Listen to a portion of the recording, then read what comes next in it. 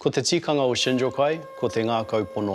Kia ngā kaupono, ia mātou mahi ki e tahi atu. Ko ira te mātou, tā mātou kaupapa whānui. I ngā piki me ngā heke o taku oranga, kei kona ea karate. He mea constant.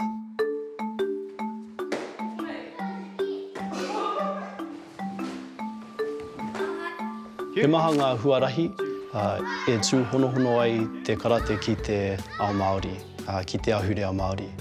Ko te tuatahi ko ngā tikanga. Ka rite te dojo ki te marae. He tikanga kia kia whakahonuretia. Ka nui te aroha mo te dojo, mo te karate, mo ngā tangata kai roto i tēnei whare.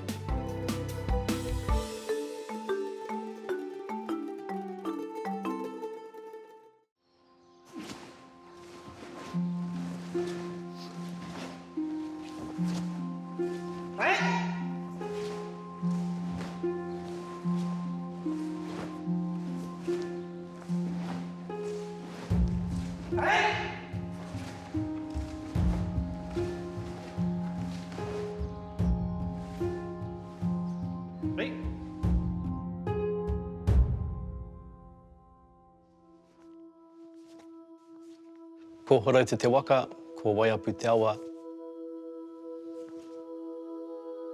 Ko hikirangi taku maunga, ko hauiti me iri te kura o ku marae. Ko te aitanga a hauiti te hapu, ko ngā tipurau te iwi. Ko Josh Scanlon tōku ingoa, ko au te heamana o Shinjokai Karate Do.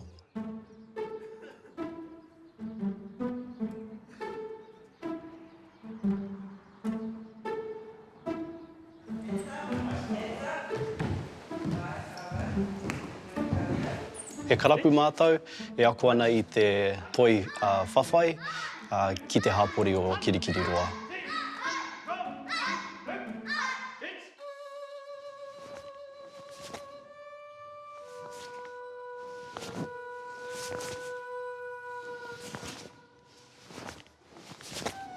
Ko te tikanga o Shinjokai, ko te ngā kaupono.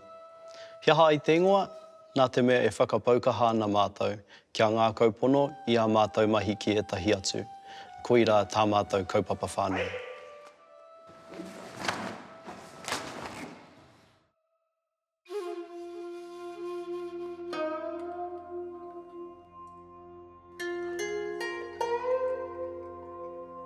No Okinawa, kei hapani te takenga mai o te karate.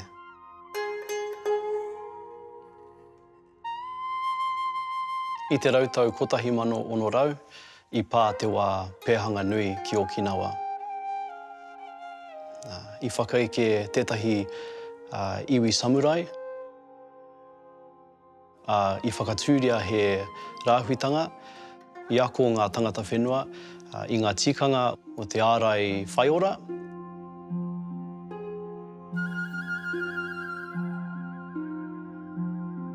He rereke te karate i ia wāhanga i roto i Okinawa. No mātou, ko te momo ahua, e ako ana, ko te Goju karate. Ko te tikanga o Goju, ko te hard and soft.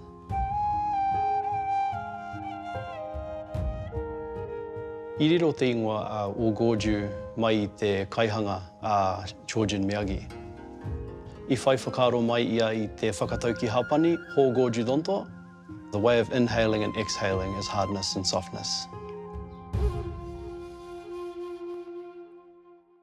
Ko te tikanga o te whakahi me te whakahā ki roto i te momo ahua o Goju, ko te whakakaha i ngā tūnga, me ngā patuaringa, me ngā whana.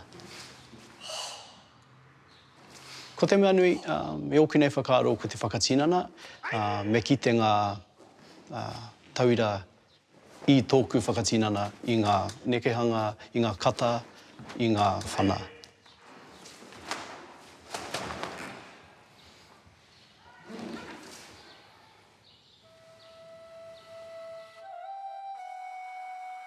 I runga i te ātāmira, ki te taha Māui, ko Chojin Miyagi, ko ia te kaihanga o tō tātou momo ahua.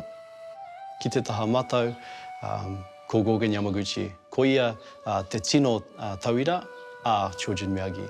Kei Waenganui, te tohu Kei Waenganui ko te Shinjokai Dojo. I whakawhana ki a Chojin Miyagi i tā mātou momo āhua, i whakaako ia i ngā tauira. Ko tētahi o ngā tauira ko Gogen Yamaguchi. Nōnā te whakatū i te kawe i Goju ki ahi te reiria.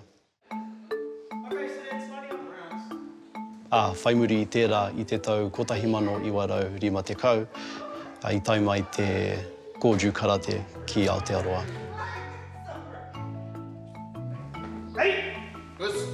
Ko tōku sensei, ko tōku matua, ko tōku kaiako ko Kiyoshi Warren Smith, ko ia taku sensei. I hoatu te dojo ki au i te tau 2022. Ko ia taku koro.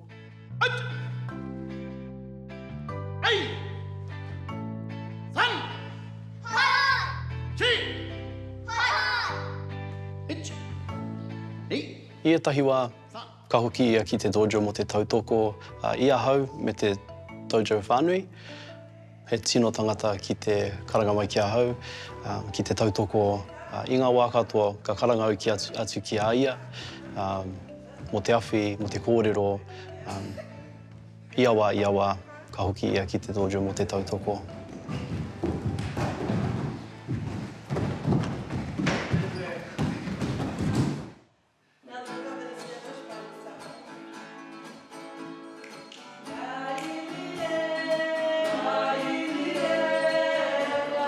Ko te kapa, ka he mea nui.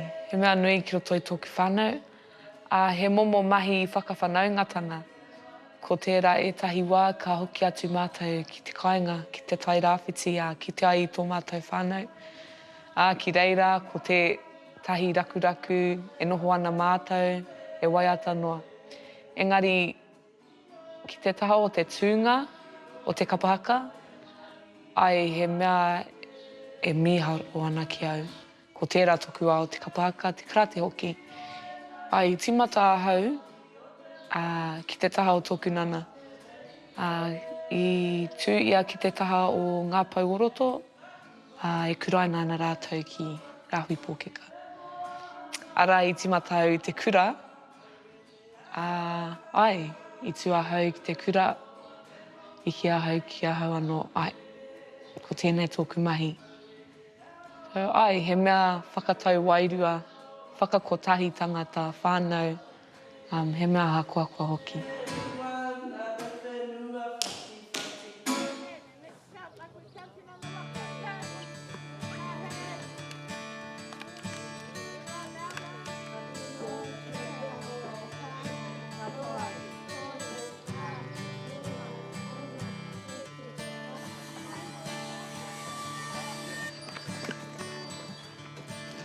I moi au, i a Rick Scanlon, ka puta tā māua tamariki, ko Kyle, rātou ko Jamie, ko Josh. Ko Sophie, te tamāhine o Kyle, ko Kalia, te tamāhine o Jamie. Ko Sophie, te mātāmua o ngā mokopuna, ko Kalia kei Waenganui.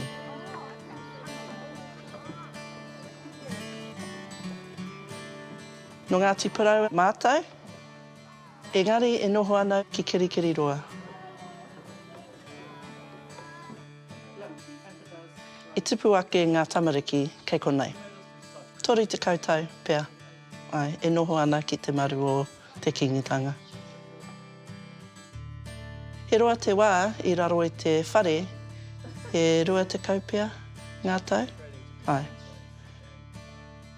Engari, he tino pai te whiako, i hāpai te whiako o ngā tamariki, ngā mokopuna, me au hoki.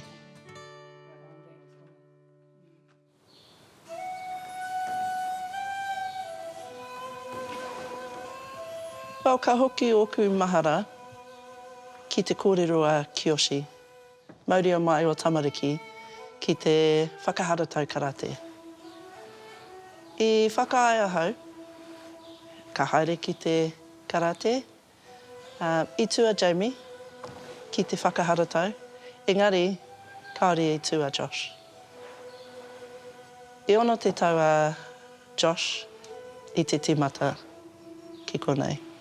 He tino whakamā ia ki te tū. Engari, i naia nei, he tino kai whakahaere o te whare o Shinjokai Dojo. I timata au i te prakatihi karate i te tau 2001.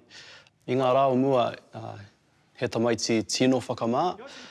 No reira, he mea pai te karate hei whakakaha i taku māia. I ngā piki me ngā heke o taku oranga kei konei a karate. I tūtaki taku wahine kei konei i karate hoki. No reira, ka nui te aroha mo te dojo, mo te karate, mo ngā tangata kei roto i tēnei whare. Good standing up.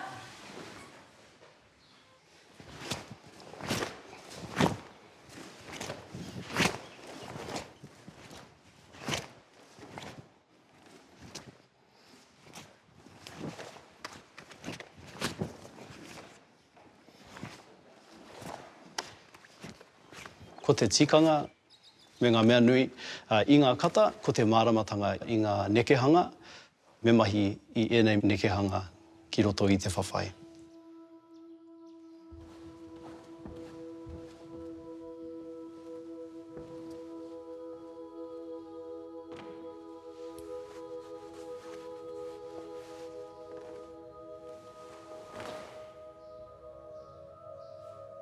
I kurai nā hau ki te kohanga reo o tōku māpihi Mauria, ai nohua hau ki reira mō ku tau pēpi. Ara i hunuku a hau ki whakawātea, noho ki reira ai mō ngā tau e waru. I neke a hau ki te wharekura o rākaumanga mō o ku tau whakamutunga o te kura. Ai, tino pai ki au. Tino rawe te ako i ngā mea rereke. Te mana me te wehi e, te mana me te wehi e. I whiwhina e au i te manakura wahine mō te tauheke mai nei, I whiwhi hoki a hau i te pau mō te ahurea. Anā ko ngā mahi a rehia, te kapa haka, waiata, e rā momo mea katoa. So, e tino hikaka nā hau. Te mahi ai e rā momo mahi, kia āhei te awhina i tōku kura, tōku hāpori, tōku karapu. E hara noa i te awhina, engari ki te kite i ngōku teina e tipu ana i roto i o rātou mahi. Ko te tangi tēnei o te ngakaue.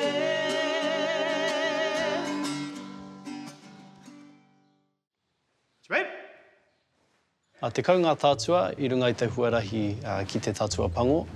Engari, ko te mea nui e toru ngā taumata ki roto i ngā prakatihi. Ki te taumata tuatahi, e ako ana ngā tauira i ngā mea taketake, ko ngā patuāringa, ko ngā tūnga, me ngā nekehanga e ki ana ko ngā taikioku kata. Ko ngā taikioku kata, ko ngā nekehanga tuatahi.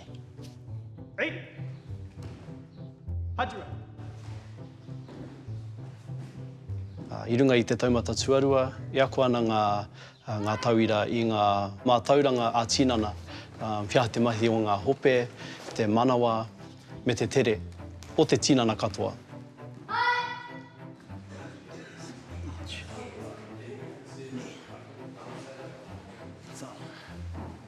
Whai muri i tērā, ko te taumata tuatoru. I runga i tērā taumata, me mārama ngā tauira i ngā nekehanga katoa, engari kei te piringa i mātou i te rongo i ngā mea āhine ngaro a te arorangi, koe rā te mea nui i roto i tērā taumata.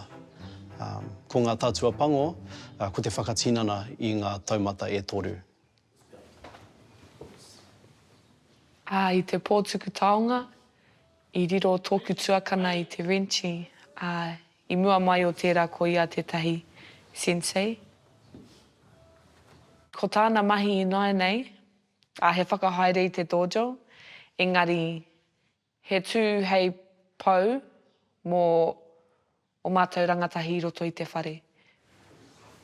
Engari he whakaako hoki i ngā mahi katoa o te karate. Huri noa pērā i te kata, ngā momo nekehanga rereke, te whawhai. Ai, ko tāna noa he tū hei pau mō tō tātou karapu.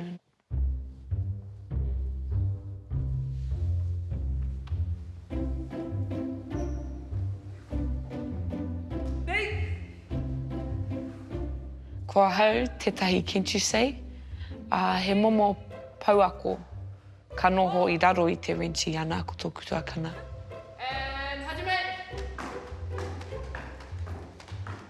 Ko au noiho tētahi kaiawhina, i te wā terapia kaore ia i konei, hei ana au te whakahaere, mi ngoku teina.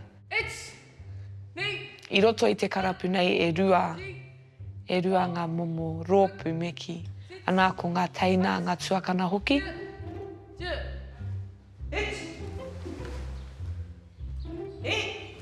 Ko ngā tuakana, ko rātou ngā tuakana o te karapu, engari he āhua rereke ki ngā pēpi i te mea ko tā rātou he akona me pēwhia te whawhai kia tika, o me pēwhia te mahi i ēnei āringa. Engari e ako tonu ana rātou. Pērā ki au, kei roto au i te rakarahe, engari ka ako mātou me pēwhia te whakahaere, me pēwhia te awhina i tētahi atu.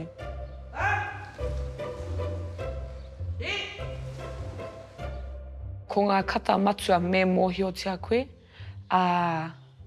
ko kata Joran, ko tērā tētahi me tino mōhio koe.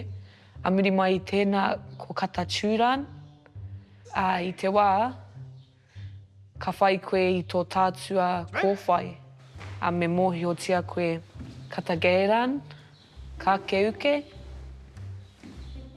A muri mai i tēnā, me mōhio koe i Asaifa, Moashi, Gigi Sairai Ich, Gigi Sairai Ni, ko tērā mo te tātua kākāriki, ara ka hūnuku koe ki te tātua porauri.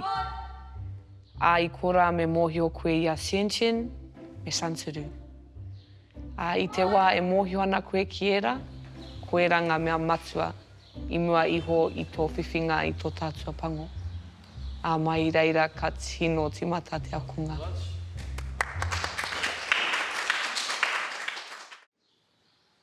Right?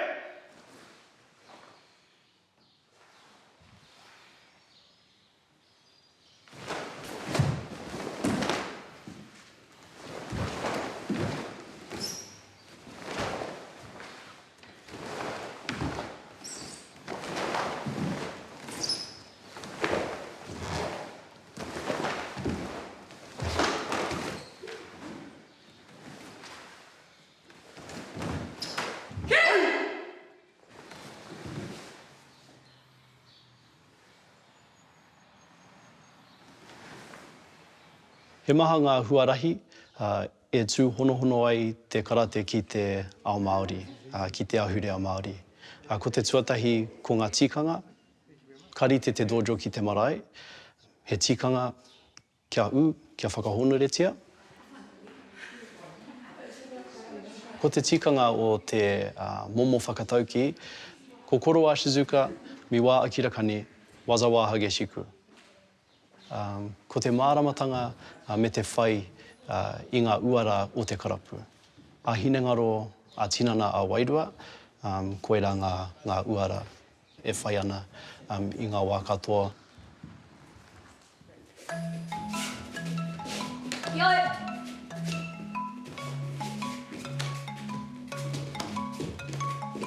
Ko Jevan tōku ingoa no ngai tūhoi ahau, ko tōku nohonga ki roto o tēnei whare nainei mo te 8 tau. Ko hanga tōku ingoa no Ngāti Parau me Ngāti Whawhākia. Tērā ka rua o turu ngā tau i roto i tēnei karapu. Ko karate te tai wāhi anō mo he whānau anō. Ko ngā tangata e whakahaere ana me te tangata ki roto nei, ko rātou te mea e noho au ki konei i tēnei rā.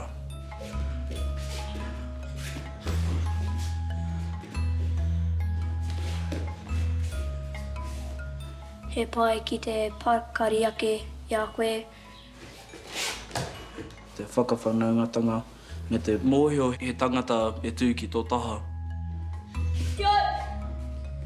Rakati, kia kaha ake i tō whawhai.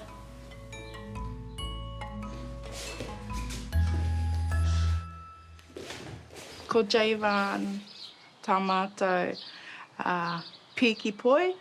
Engari he whāngai kia māua ko taku huarangatira.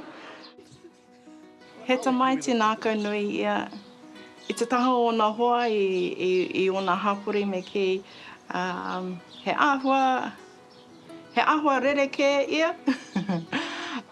He rereke me ki. Engari ki konei, ko tēnei ki te taha o te whānau nei. Ko tino tau ia ki waenganui ngā whānau nei. Ko tino tau ia ki roto i ai anō. I nāia nei, e tū mai ana ia ki ona hapuri, i nā tau o mua, tino kino te whakamā o takutama. Engari, nā te noho mai ki ngā rekereke o ngā kaiarahi nei, ko tino puawa ia i roto i ai anō, i roto i ona hapuri, i te kura anō hoki. Ka tae e ia kia puta, kia whakaatu ai tōna Jaivantanga me ki te ao.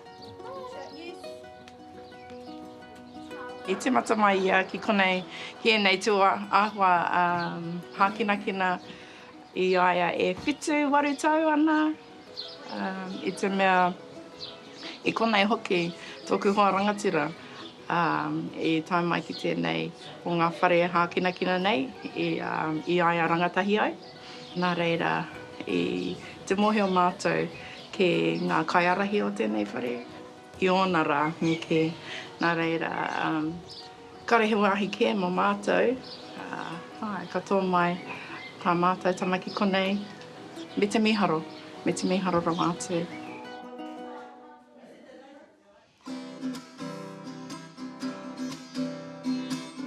Tō whare ka pupuke ki ngā mahara. Tō whare ka miria ki tō kakara.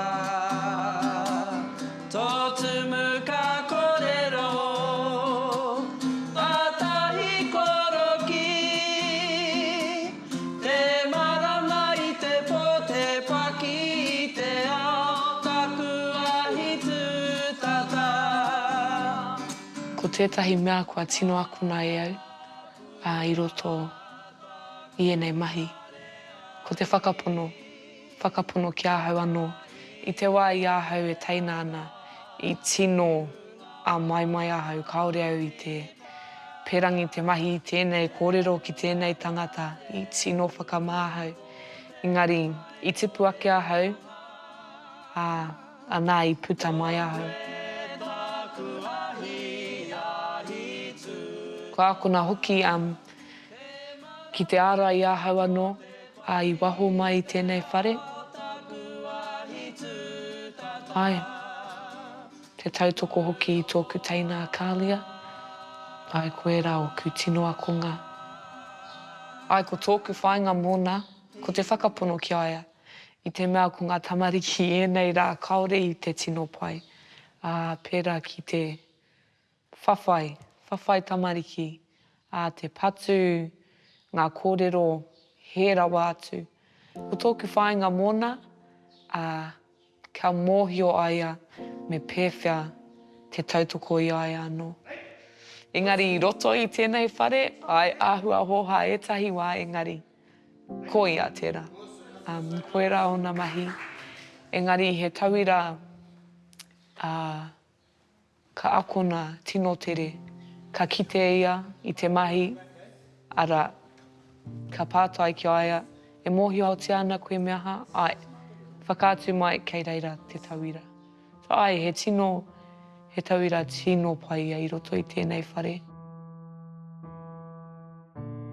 Ko tāku noa, ko te kite i aia, e tipu ana pērā i ahau, e tipu ana i roto i tēnei whare, ki te taha o te whānau, engari ngā hoa hoki.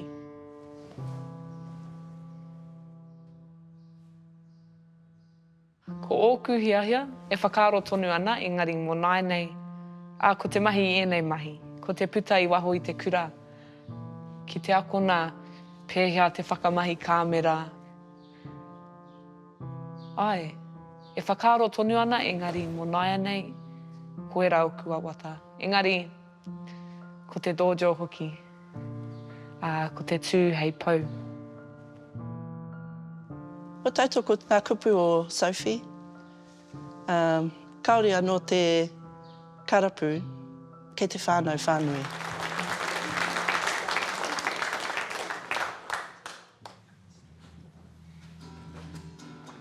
Ko te whakatupuranga o tā tātou mokopuna, me ngā tamariki katoa, hapai te hauora me te oranga o ngā whānau Māori. Ko te arataka tū o ngā mokopuna, e te tonu ki te mātāpono o te ao Māori. Whanaungatanga, manakitanga, kaitiakitanga, wairuatanga, me te hapai te mauri. Ko te mea nui, ko te whakawhanaungatanga me te kotahitanga. Ka noho mātou, ka noho ngā mema katoa, mo te kōrero, me te kata, harikua taku ngā kau ki te titiro ki tērā. Ruana te whenua, whati te moana.